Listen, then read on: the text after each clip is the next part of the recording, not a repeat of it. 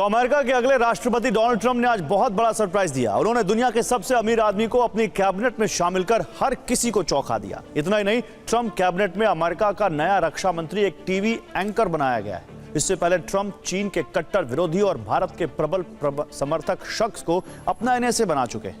ऐसे में सवाल यह कि अमेरिका की नई कैबिनेट का दुनिया की राजनीति और कूटनीति पर कितना और क्या असर होगा, आइए आपको दिखाते हैं। एलोन मस्क को कौन नहीं जानता। इलेक्ट्रिक कार बनाने वाली कंपनी टेस्ला के मालिक, एरोस्पेस कंपनी स्पेस एक्स के सीईओ और सोशल मीडिया प्लेटफॉर्म एक्स के सर्वेसर्वा। इतना ही नहीं, करीब 7 कंपनियों के संस्थापक और न जाने कितनी कंपनियों के शेयरधारक। इन सबसे इतर दुनिया के सबसे अमीर आदमी एलोन मस्क अब अमेरिका की डोनाल्ड ट्रंप कैबिनेट में नए विभाग डिपार्टमेंट ऑफ गवर्नमेंट एफिशिएंसी के प्रमुख होंगे। उनके साथ ये जिम्मेदारी भारतवंशी विवेक रामास्वामी भी साझा करेंगे। सबसे बड़ी बात यह कि इसकी घोषणा करते वक्त ट्रंप ने एलोन मस्क को ग्रेट एलोन मस्क और विवेक रामास्वामी को देशभक्त अमेरिकी बताया। अमेरिका के इस नए विभाग का काम क्या होगा, यह आपको बताएं। उससे पहले देखिए ट्रंप ने मस्क और रामास्वामी को अपनी कैबिनेट में शामिल करने के ऐलान के दौरान क्या कहा। ट्रंप ने सोशल मीडिया में लिखा, मुझे ये बताते हुए खुशी हो रही है कि ये दोनों अद्भुत अमेरिकी मेरे प्रशासन के लिए नौकरशाही को खत्म करने, फिजूल खर्ची में कटौती करने, गैर जरूरी नियमों को खत्म करने और संघीय एजेंसियों के पुनर्गठन का काम करेंगे, जो हमारे सेव अमेरिका एजेंडे के लिए जरूरी है। ट्रंप ने नए विभाग और इसके 2 प्रमुखों के ऐलान के मौके पर बड़ी चेतावनी दी। उन्होंने कहा कि नई व्यवस्था से सरकारी पैसे की बर्बादी करने वाले लोगों में हड़कंप मच जाएगा। ये हमारे समय का द मैनहट्टन प्रोजेक्ट बन सकता है। दरअसल मैनहट्टन प्रोजेक्ट अमेरिकी सरकार की वो परियोजना थी जिसका मकसद ब्रिटेन और कनाडा के साथ मिलकर जर्मनी की नाजी सेना से पहले परमाणु बम बनाना था।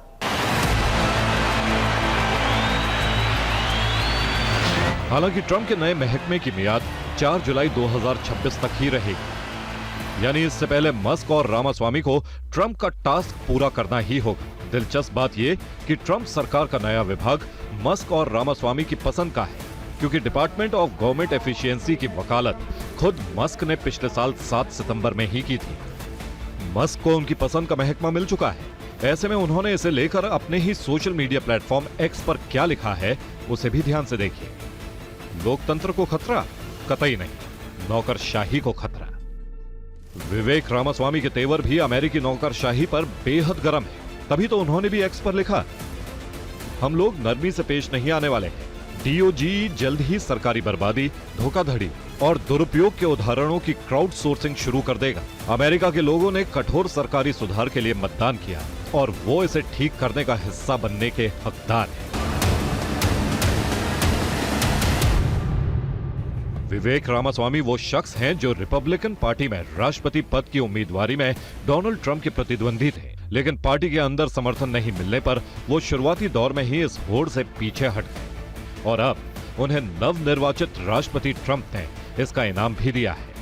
अब सवाल ये भी कि डिपार्टमेंट ऑफ गवर्नमेंट एफिशिएंसी के लिए ट्रंप ने मस्क और रामास्वामी को ही क्यों चुना। तो दुनिया के सबसे अमीर शख्स मस्क ने ट्रंप के चुनाव प्रचार में बड़ी भूमिका निभाई। वो पहले ऐसे बड़े कारोबारी रहे जिन्होंने खुलकर ट्रंप के पक्ष में प्रचार किया। रिपोर्ट्स के मुताबिक मस्क ने ट्रंप के प्रचार में करीब 900 करोड़ रुपए से ज्यादा खर्च किए, जबकि विवेक रामास्वामी दवा कंपनी के फाउंडर हैं। ट्रंप के खिलाफ वो पार्टी के प्राइमरी चुनाव में उतरे थे। बाद में उन्होंने नामांकन वापस ले लिया और ट्रंप को समर्थन दिया। इसके बाद से वो ट्रंप के प्रचार प्रसार में बड़ी भूमिका निभाते रहे हैं। डोनाल्ड ट्रंप अपनी कैबिनेट से पर्दा धीरे धीरे उठा रहे हैं। वो ऐसे ऐसे लोगों को अपनी सरकार में शामिल कर रहे हैं जो अमेरिका विरोधियों के लिए अगले 4 साल तक बड़ी मुश्किल खड़ी कर सकते हैं। ट्रंप सरकार में कट्टर चीन विरोधी और भारत के पक्के समर्थक माइक वॉल्ट्ज को एनएसए बनाया जाएगा, तो सीनेटर मार्को रूबियो को विदेश मंत्री बनाया जा सकता है और अब अमेरिका के नए रक्षा मंत्री का भी ऐलान कर दिया गया है। ट्रंप ने अपनी कैबिनेट में फॉक्स न्यूज के होस्ट पीट हेग्सेथ को भी जगह दी है। अमेरिकी मीडिया के मुताबिक उन्हें रक्षा मंत्री बनाया गया है। पीट हेग्सेथ एक लोकप्रिय टीवी होस्ट हैं। वो फॉक्स न्यूज पर फॉक्स एंड फ्रेंड्स वीकेंड के को होस्ट हैं हेग्सेथ की एक बड़ी फैन फॉलोइंग है। फॉक्स न्यूज ज्वाइन करने से पहले वो सीनेट का चुनाव भी लड़ चुके हैं, लेकिन इस चुनाव में वो असफल रहे थे। पीट हेग्सेथ सेना में भी काम कर चुके हैं। उन्होंने इराक और अफगानिस्तान में सेवाएं दी। ट्रंप सरकार की नियुक्तियों में एक बड़ा नाम माइक वॉल्ट्ज का भी है। उन्हें देश का नेशनल सिक्योरिटी एडवाइजर बनाया गया है। वॉल्ट्ज को चीन ईरान का विरोधी और भारत समर्थक माना जाता है। वो चीन पर अमेरिका की निर्भरता कम करने से जुड़े कई विधेयकों का समर्थन कर चुके हैं। इंडिया कॉक्स के प्रमुख वॉल्ट्ज की अपील पर ही प्रधानमंत्री नरेंद्र मोदी को अमेरिकी संसद में भाषण का न्योता मिला था। वॉल्ट्ज अमेरिकी सेना की स्पेशल यूनिट फोर्स में ग्रीन बेरेट कमांडो रह चुके हैं और तालिबान के साथ अफगानिस्तान में जंग भी लड़ चुके हैं। उन्होंने अफगानिस्तान से बाइडेन सरकार की सैन्य वापसी का कड़ा विरोध किया था। वो मिडिल ईस्ट और अफ्रीका में भी अपनी सेवाएं दे चुके हैं। ट्रंप की स्पेशल टीम में अब तक चंद महारथी ही शामिल हुए हैं। कई अहम नामों का ऐलान अभी बाकी है, लेकिन इतना साफ है कि नई टीम से ट्रंप का इरादा सिर्फ अगले 4 साल नहीं, बल्कि 40 साल तक दुनिया की जियोपॉलिटिक्स बदलने का है। Bureau report, TV9 Bharatvarsh. और इसी बीच एक बड़ी खबर आ रही है अमेरिका से ही। व्हाइट हाउस में ट्रंप और बाइडेन की मुलाकात। जो बाइडेन ने ट्रंप से कहा वेलकम बैक। तो एक ये औपचारिकता है, एक परंपरा है। जब भी कोई राष्ट्रपति दूसरा चुनाव जीतता है तो जो निवर्तमान राष्ट्रपति होता है वो नए राष्ट्रपति को बुलाता है, और वही हो रहा है। जहां आप देख सकते हैं जो बाइडेन ने उनको एक न्योता भेजा डोनाल्ड ट्रंप को, वो वहां आए हुए हैं और उनसे मुलाकात कर रहे हैं। जहां पर जो बाइडेन 4 साल के बाद जब उनको अपनी लेगेसी सौंप रहे हैं तो बता रहे हैं कि इस समय मौजूदा हालात कैसे हैं। जीत के बाद बाइडेन से ट्रंप की यह पहली मुलाकात है। वैसे पिछले चुनाव में जो बाइडेन से हारने वाले डोनाल्ड ट्रंप ने इस बार कमला हैरिस को करारी शिकस्त दी है। वैसे तो कमला भी भारतवंशी थी, लेकिन ट्रंप उनसे कहीं ज्यादा भारत समर्थक माने जाते हैं। ऐसे में भारत ही नहीं, पूरी दुनिया को ट्रंप की नई टीम से बेशुमार उम्मीदें हैं। खासकर चीन जैसे देश तो अभी से परेशान है, क्योंकि डोनाल्ड ट्रंप अपनी कैबिनेट में एक एक कर ऐसे लोगों को जगह दे रहे हैं जो कम्युनिस्ट चीन के जबरदस्त विरोधी हैं।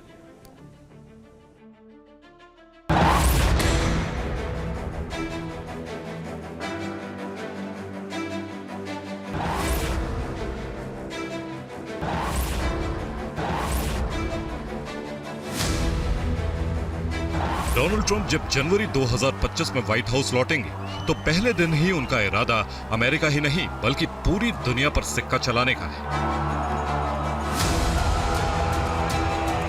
बतौर राष्ट्रपति ट्रंप के दूसरे कार्यकाल का फर्स्ट डे फर्स्ट शो कैसा होगा, इसका इशारा उन्होंने अपनी टीम के चयन से ही कर दिया है। ट्रंप ने फ्लोरिडा से सीनेटर मार्को रूबियो को विदेश मंत्री बनाने का फैसला लिया है। न्यूयॉर्क टाइम्स के मुताबिक फिलहाल उनका नाम आधिकारिक तौर पर तय नहीं हुआ है, लेकिन ट्रंप रूबियो के नाम पर लगभग सहमति बना चुके हैं।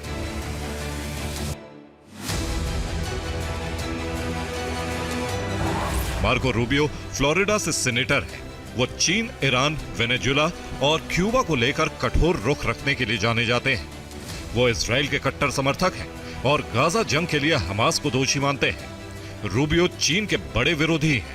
वो हिंद प्रशांत में अशांति के लिए चीन को ही जिम्मेदार मानते हैं। रूबियो चीनी सामानों पर भारी टैक्स लगाने की मांग कर चुके हैं। अमेरिका के संभावित विदेश मंत्री भारत समर्थक माने जाते हैं। उन्होंने अमेरिकी सीनेट में एक बिल पेश किया था जिसमें भारत अमेरिका के संबंधों को मजबूत करने की मांग की गई थी। साथ ही पाकिस्तान को आतंकवाद का मददगार बताते हुए उसे दी जाने वाली सुरक्षा मदद रोकने की मांग की थी। डोनाल्ड ट्रंप ने अपना वित्त मंत्री भी करीब करीब चुन लिया है। बिजनेसमैन और निवेशक स्टॉक बेसेंट अमेरिका के नए वित्त मंत्री हो सकते हैं। निवेशक और ट्रंप का करीबी होने के नाते यह माना जा रहा है कि वो चीन की नीतियों से खुश नहीं है और वो चीन के लिए बड़ा सिरदर्द बन सकते हैं। लेकिन भारत को लेकर भी बेसेंट का रुख अभी तक कुछ खास नजर नहीं आया है। वो भारत को एक बड़े बाजार के तौर पर देखते हैं और भारत अमेरिका के बीच व्यापार बढ़ाने पर जोर दे सकते हैं। डोनाल्ड ट्रंप ने सेंट्रल इंटेलिजेंस एजेंसी यानी CIA के निदेशक के रूप में नेशनल इंटेलिजेंस के फॉर्मर डायरेक्टर जॉन रैटक्लिफ को चुना है। उन्हें ट्रंप का करीबी माना जाता है। पहले ये अनुमान लगाया जा रहा था कि भारतीय मूल के पूर्व रिपब्लिकन हाउस स्टाफर कश्यप काश पटेल को CIA प्रमुख के रूप में चुना जाएगा। हालांकि अब ट्रंप ने रेडक्लिफ को CIA का प्रमुख घोषित कर दिया है। डोनाल्ड ट्रंप ने साउथ डकोटा की गवर्नर क्रिस्टी नोएम को होमलैंड सिक्योरिटी का नया प्रमुख चुना है, जो अमेरिका की सबसे बड़ी सरकारी एजेंसियों में शुमार है। क्रिस्टी नोएम पर अमेरिका की सीमा की सुरक्षा और बड़े पैमाने पर निर्वासन अभियान चलाने की जिम्मेदारी होगी। अमेरिका के होमलैंड सिक्योरिटी विभाग का मिशन बहुत बड़ा है। ये प्रमुख आव्रजन एजेंसियों के अलावा प्राकृतिक आपदा, खुफिया सेवा और हवाई अड्डों पर काम करने वाले परिवहन सुरक्षा प्रशासन के एजेंटों की देखरेख करता है। होमलैंड सिक्योरिटी विभाग में 2,60,000 लोग काम करते हैं। इसका गठन 11 सितंबर के आतंकी हमले के बाद किया गया था। इसे 22 अलग अलग एजेंसियों को जोड़कर बनाया गया था। ट्रंप ने साफ कर दिया है कि अमेरिका में अब अवैध प्रवासियों के लिए कोई जगह नहीं है। ऐसे में देश की सरहदों की सुरक्षा बेहद सख्त करने की योजना है। इसके लिए नवनिर्वाचित राष्ट्रपति ट्रंप ने अपने पूर्व immigration and customs enforcement director Tom Homan को बॉर्डर जार नियुक्त किया है। नई सरकार में ट्रंप अपने करीबियों को अहम जिम्मेदारियों से नवाज रहे हैं। वो अपनी कैंपेन मैनेजर सूजी वेल्स को व्हाइट हाउस की चीफ ऑफ स्टाफ बना चुके हैं। वेल्स इस पद पर पहुंचने वाली पहली अमेरिकी महिला है। ट्रंप के दूसरे कार्यकाल में एलिस स्टेफनिक को संयुक्त राष्ट्र में राजदूत नियुक्त किया गया है, जबकि अरकानसास के पूर्व गवर्नर माइक हगबी इजराइल में अमेरिका के नए राजदूत होंगे। तो रियल एस्टेट कारोबारी स्टीफन विटकॉफ मध्य पूर्व में ट्रंप के विशेष दूत होंगे।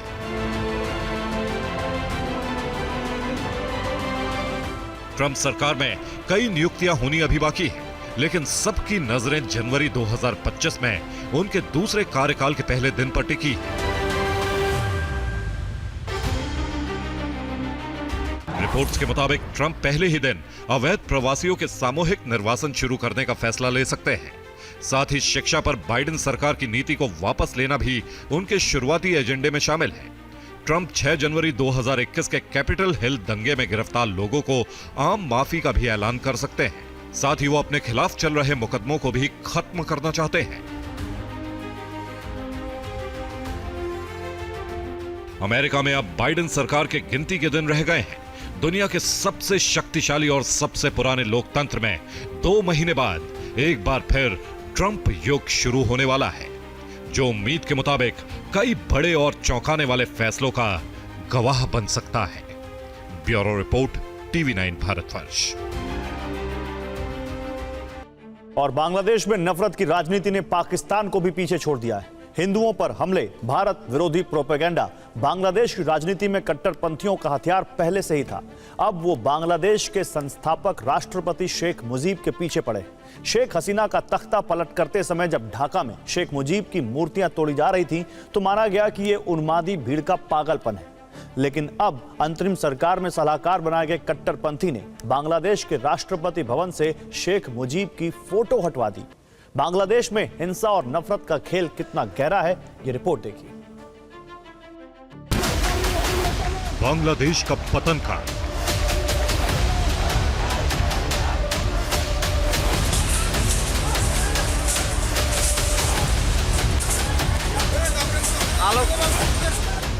बांग्लादेशी हिंदुओं का बुरा हाल। बंग बंधु को खलनायक बनाने की चाल क्या बांग्लादेश को भस्म कर देगी नफरत की आग?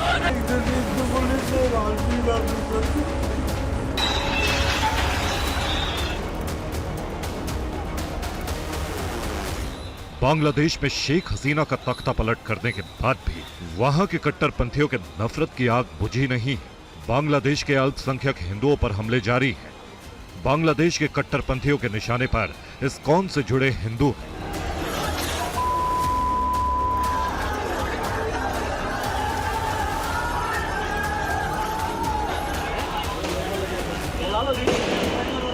बांग्लादेश में इस्कॉन के मंदिरों पर आतंकी हमले करने वाले ही अब मांग कर रहे हैं कि इस्कॉन को आतंकी संगठन घोषित किया जाए।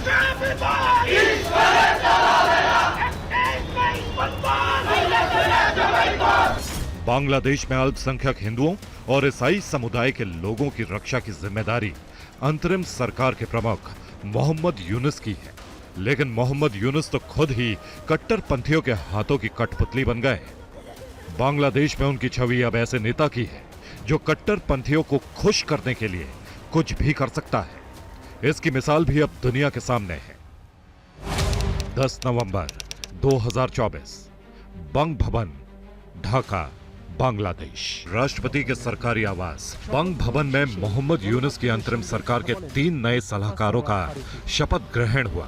उस वक्त बंग भवन के दरबार हाल की दीवार पर बांग्लादेश के संस्थापक राष्ट्रपति शेख मुजीबुर रहमान की तस्वीर नजर आ रही थी।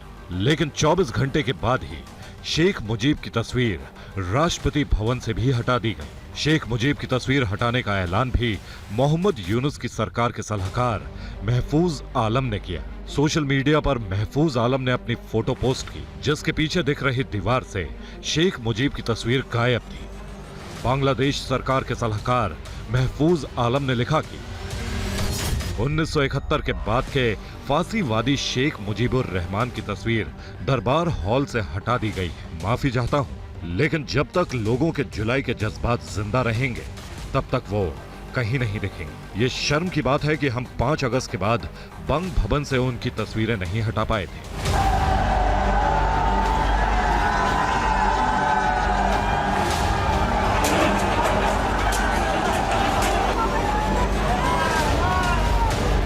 बांग्लादेश में शेख हसीना की सरकार गिराते समय भी ढाका में शेख मुजीब की मूर्तियों को ही निशाना बनाया गया। शेख हसीना पर आरोप था कि वो बांग्लादेश में अपनी आवामी लीग पार्टी की तानाशाही चला रही हैं। शेख हसीना का गुस्सा उनके पिता शेख मुजीब की मूर्तियों पर उतारने के पीछे बांग्लादेश के कट्टरपंथी ही थे, जो बांग्लादेश को पाकिस्तान का हिस्सा बनाए रखना चाहते थे।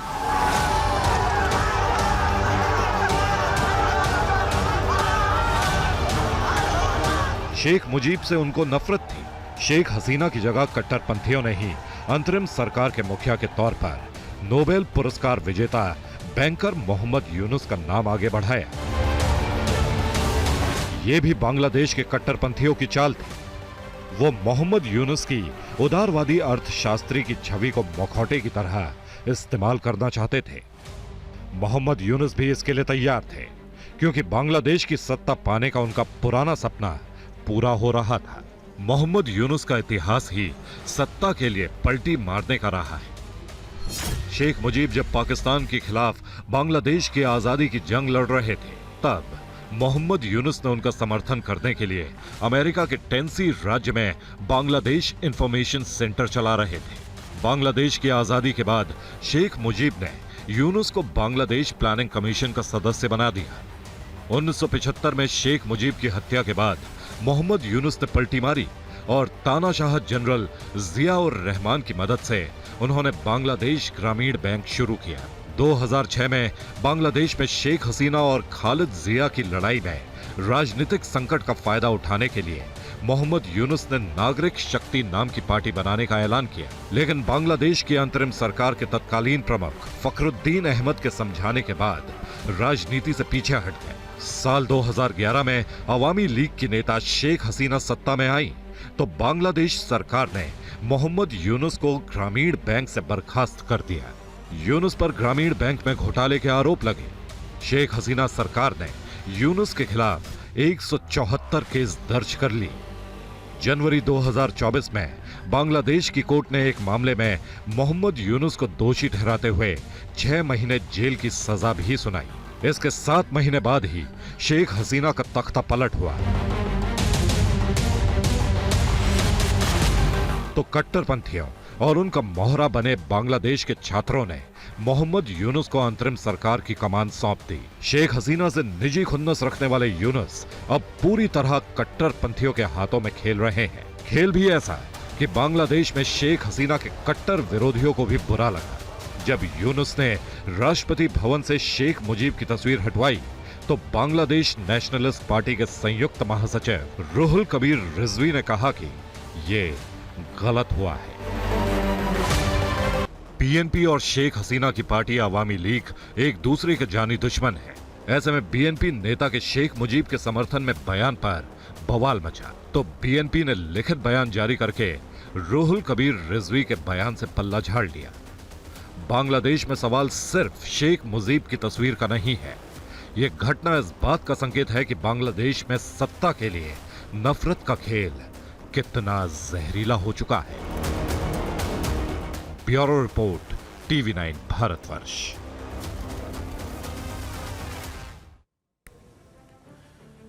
और बांग्लादेश में शेख हसीना का तख्ता पलट और हिंदुओं पर हमलों का दौर एक साथ शुरू हुआ। ढाका में सत्ता परिवर्तन के साथ ऐसा पहले भी होता था। कट्टरपंथियों को सत्ता मिलती थी तो हिंदुओं को ही टारगेट करते थे, लेकिन इस बार बांग्लादेश में बहुत गहरी साजिश चल रही है। बांग्लादेश में वही सब दोहराया जा रहा है जिसके लिए पाकिस्तान पूरी दुनिया में बदनाम है। हिंदुओं का संहार और भारत के खिलाफ दुष्प्रचार की पाकिस्तानी चाल बांग्लादेश की राष्ट्रीय नीति बन गई है। क्यों बांग्लादेश को नया पाकिस्तान कहा जा रहा है, देखिए हमारी इस खास रिपोर्ट में।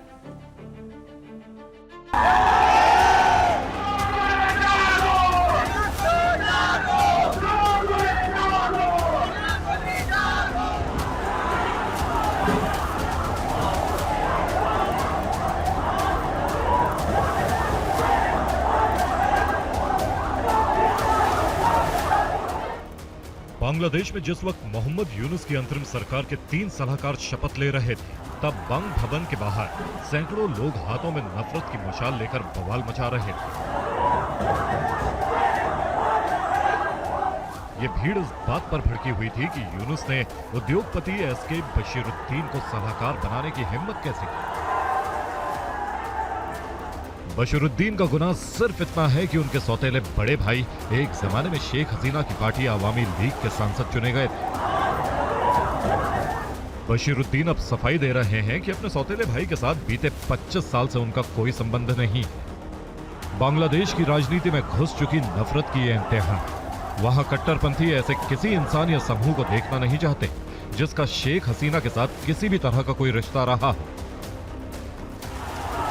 बांग्लादेश के हिंदू भी इसलिए कट्टरपंथियों के निशाने पर बांग्लादेश में शेख हसीना सरकार के खिलाफ आंदोलन के बीच ही हिंदुओं पर हमले शुरू हो गए थे।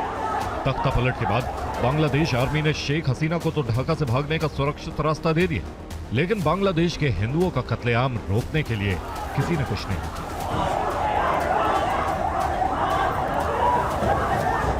बांग्लादेश में कट्टरपंथियों की समर्थक मीडिया और सोशल मीडिया पर अफवाहें फैलाकर हिंदुओं के खिलाफ लोगों को उकसाया गया। हिंदुओं के गांव जला दिए। उम्मीद थी कि अंतरिम सरकार के मुखिया मोहम्मद यूनुस बांग्लादेश में अल्पसंख्यकों को बचाने के लिए कोई ठोस रास्ता निकालेंगे, लेकिन वो भी बयानबाजी ही करते रहे। उनके राज्य में हिंदुओं पर हमले कम होने के बजाय और बढ़ गए।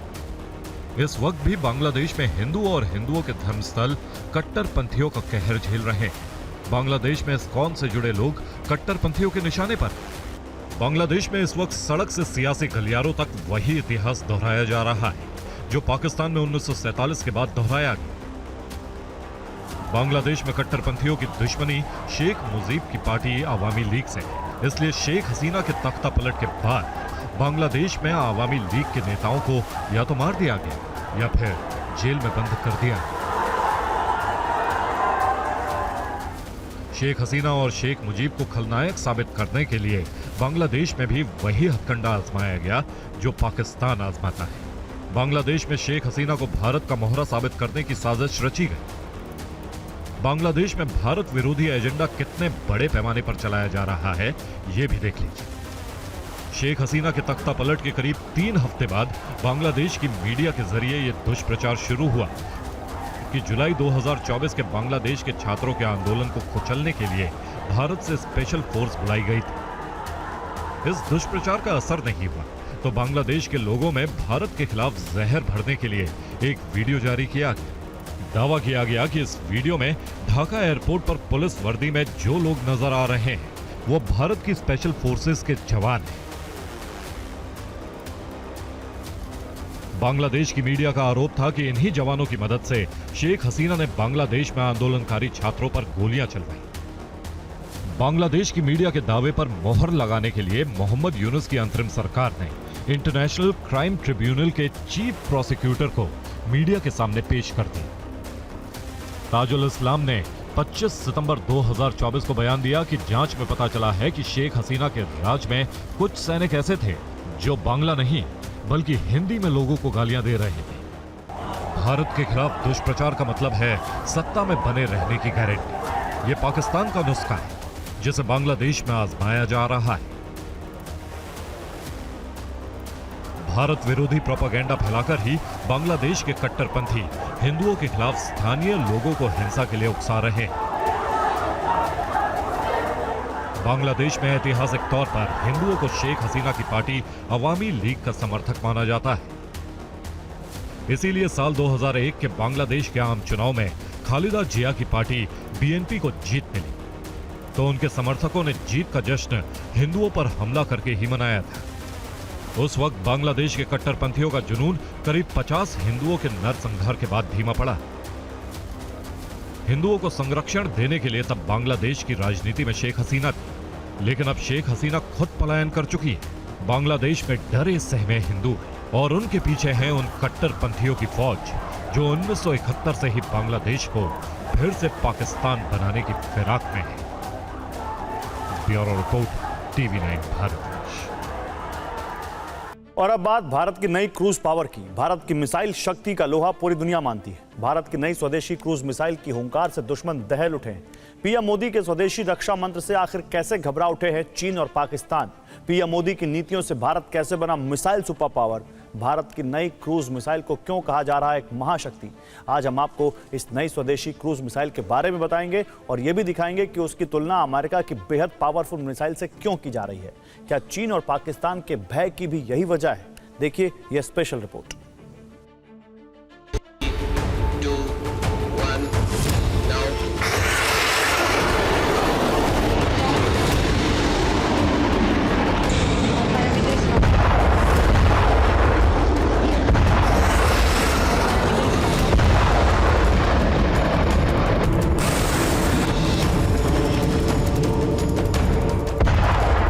आसमान की बुलंदी पर ये नए भारत की उड़ान है।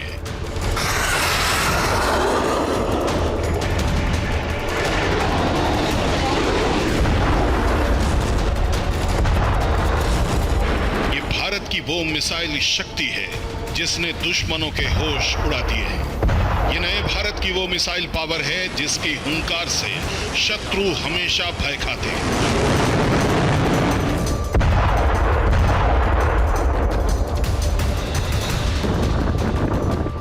आपको इसकी वजह भी बताएंगे कि भारत की मिसाइल शक्ति से दुश्मन क्यों भयभीत है। आखिर क्यों चीन और पाकिस्तान जैसे देश भारत की बढ़ती मिसाइल पावर से चैन की सांस नहीं ले पा रहे हैं।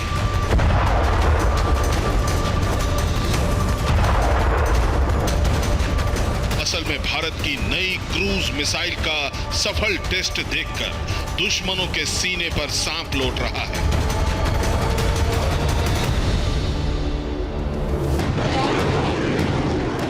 डीआरडीओ ने इंटीग्रेटेड टेस्ट रेंज चांदीपुर से 1000 किलोमीटर से अधिक दूरी तक मार करने वाली long range land attack cruise missile का पहला सफल परीक्षण किया है।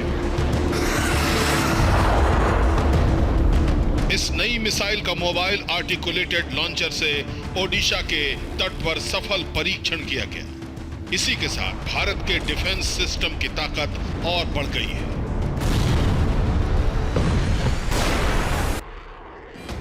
लंबी दूरी की इस लैंड अटैक क्रूज मिसाइल के परीक्षण पर नजर रखने के लिए अलग अलग स्थानों पर radar, electro optical tracking system और टेलीमेट्री जैसे कई रेंज सेंसर लगाए गए थे ताकि मिसाइल की उड़ान के रास्ते को पूरी तरह से कवर किया जा सके।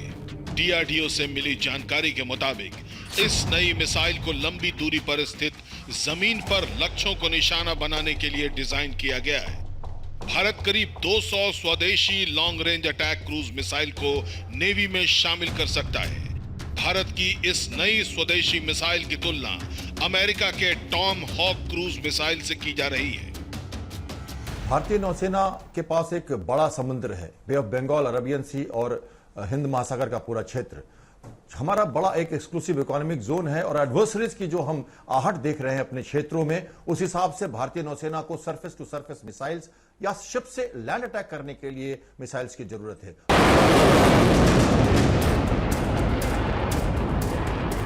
नई क्रूज मिसाइल के सफल टेस्ट के बाद डीआरडीओ ने इसके प्रदर्शन को सटीक और बेहतर बनाने के लिए लगभग 20 अतिरिक्त परीक्षण करने का फैसला किया है, जिसमें स्वदेशी रेडियो फ्रीक्वेंसी के जरिए टर्मिनल होमिंग भी शामिल है। निर्धारित समय सीमा के अंदर डीआरडीओ इस मिसाइल के अतिरिक्त परीक्षण पूरे करेगा।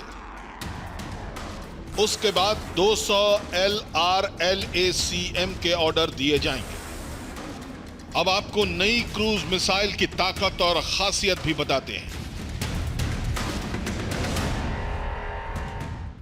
इस मिसाइल की रेंज 1000 किलोमीटर से अधिक है।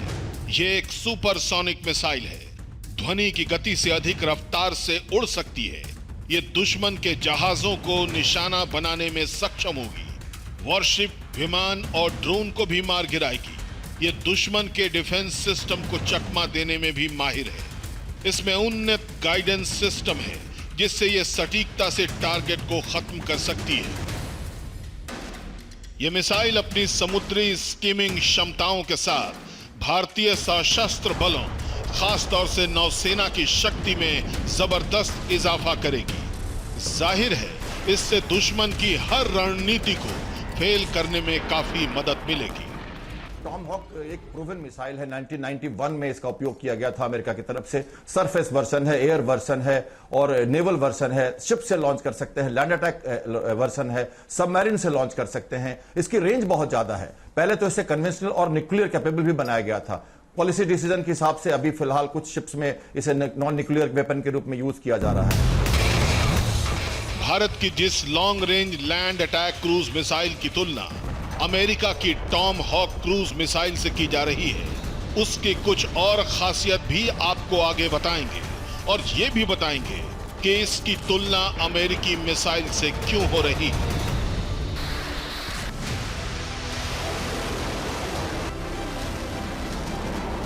कहा जा रहा है कि भारत की नई क्रूज मिसाइल अमेरिका की टॉम हॉक क्रूज मिसाइल को टक्कर देने वाली है। आपको बता दें कि अमेरिका की टॉम हॉक क्रूज मिसाइल एक ऐसा घातक हथियार है जिसे जहाजों, पनडुब्बियों के साथ साथ जमीन से भी लॉन्च किया जा सकता है। आखिर भारत की नई स्वदेशी क्रूज मिसाइल की तुलना अमेरिका के टॉम हॉक क्रूज मिसाइल से क्यों की जा रही है, अब आपको इसकी वजह भी बताते हैं। दरअसल अमेरिका की Tomahawk cruise missile 2400 kilometre दूरी तक मार कर सकती है। इसकी रफ्तार 885 किलोमीटर प्रति घंटा है। यह मिसाइल कम ऊंचाई पर चलती है, इसलिए इसे रडार और एयर डिफेंस सिस्टम नहीं भांप पाते। इसमें जीपीएस लगा होता है, जिससे इसे बीच रास्ते में मोड़ा जा सकता है। यह अमेरिकी मिसाइल पारंपरिक या न्यूक्लियर पेलोड ले जा सकती है। यह एयरबेस पर खड़े लड़ाकू विमानों, सैन्य ठिकानों, पेट्रोलियम भंडार, हथियारों के भंडार को नष्ट कर सकती है। भारत की नई स्वदेशी क्रूज मिसाइल भी इन्हीं खूबियों और पावर से लैस है। इस वजह से ये एक अत्याधुनिक और महाशक्तिशाली मिसाइल मानी जा रही है, जो दुश्मन के रडार और डिफेंस दोनों को पलक झपकते ही ध्वस्त कर देगी। देखिए, ये एक टेक्नोलॉजिकली एडवांस्ड मिसाइल सिस्टम है। हमारे पास 300-400 किलोमीटर के रेंज के सरफेस टू सरफेस मिसाइल्स हमारे डिस्ट्रॉयर्स, फ्रिगेट्स और हमारे मिसाइल बोट्स में लगे हुए हैं। अभी इसकी रेंज बढ़ाई गई है, तो जब रेंज बढ़ाते हैं तो पहले तो स्पीड हमें चाहिए इसकी, तो स्पीड हमने बढ़ा दी है। सुपरसोनिक मिसाइल हो गया है ये। अभी 800 से 850 किलोमीटर की स्पीड रहेगी इसकी। लो हाइट पे ये उड़ पाएगा। हाइपरबोलिक सिस्टम है। जब ये बैलिस्टिक है तो हमारे स्पेस में जाके वापस आ सकता है। भारत मिसाइल सुपर पावर ऐसे ही नहीं बना। इसके पीछे उभरते भारत का संकल्प और विजन दोनों है। यही वजह है कि भारत जल्द ही स्वदेशी एंटी शिप बैलिस्टिक मिसाइल का भी टेस्ट करने जा रहा है, जिससे चीन और पाकिस्तान घबराए हुए हैं। अंजू निर्वाण के साथ bureau report, TV9 Bharatvarsh.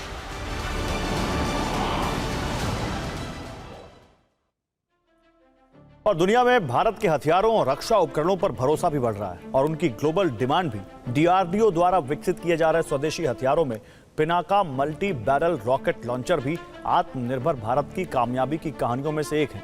Pinaka को खरीदने के लिए पश्चिमी देश भी किस तरह से गहरी दिलचस्पी दिखा रहे हैं और इसके लिए भारत के साथ सौदा करना चाहते हैं, देखिए ये अगली रिपोर्ट।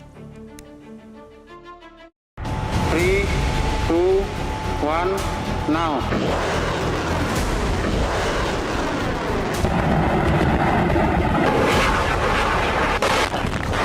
भारत के Pinaka multi barrel rocket launcher की मांग दुनिया भर में बढ़ रही है।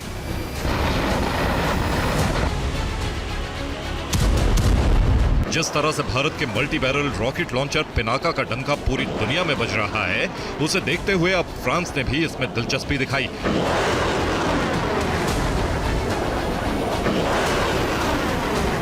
भारत के Pinaka multi barrel rocket launcher को फ्रांस खरीद सकता है। फ्रांस अभी पिनाका का मूल्यांकन कर रहा है।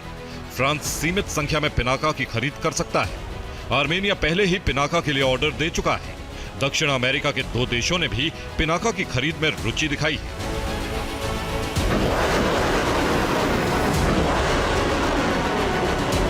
माना जा रहा है कि जल्द ही इन देशों को पिनाका की सप्लाई का रास्ता साफ हो सकता है।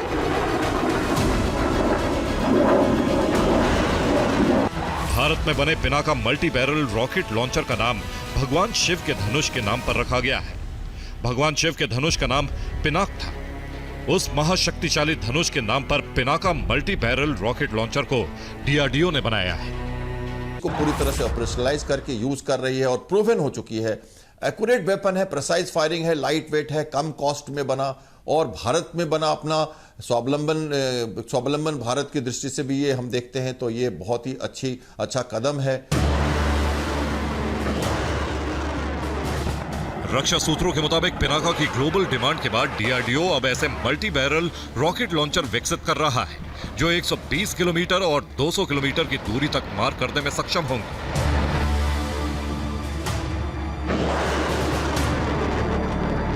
पिनाका एक multi barrel rocket launcher system है। इससे 44 सेकंड में 12 हाई एक्सप्लोसिव रॉकेट को दागा जा सकता है। हर पिनाका बैटरी में 6 लॉन्चर वाहन होते हैं और प्रत्येक लॉन्चर में 12 रॉकेट होते हैं। इसमें जो एक्यूरेसी की फायरिंग है ये कैनिस्टर बेस्ड है और इजी टू मूव है। ये मैनुअल भी फायरिंग कर सकता है, ये ऑटोमेटिक फायरिंग कर सकता है, फायर कंट्रोल सिस्टम के साथ इंटीग्रेट हो सकता है। तो इसको हम देखिए पहाड़ों से यूज कर चुके हैं, टेरेन में ले जा चुके हैं। तो इस तरह की माहौल में अगर ये रॉकेट्स काम कर रहे हैं।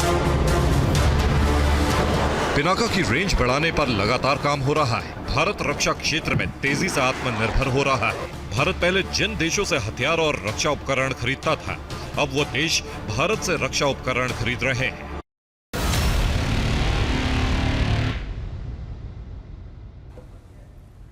और अब बात भारत के पावर पंच की। पिछले 10 सालों में भारत ने विकसित देश बनने की दिशा में लगातार कदम बढ़ाया है। भारत को साल 2047 तक विकसित देश बनाने का लक्ष्य रखा गया है। इस विराट लक्ष्य को पूरा करने के लिए भारत के औद्योगिक सेक्टर बड़ा योगदान दे रहे हैं। खासकर तेल रिफाइनरीज के क्षेत्र में भारत ग्लोबल हब के रूप में उभर रहा है। ये रिपोर्ट देखिए।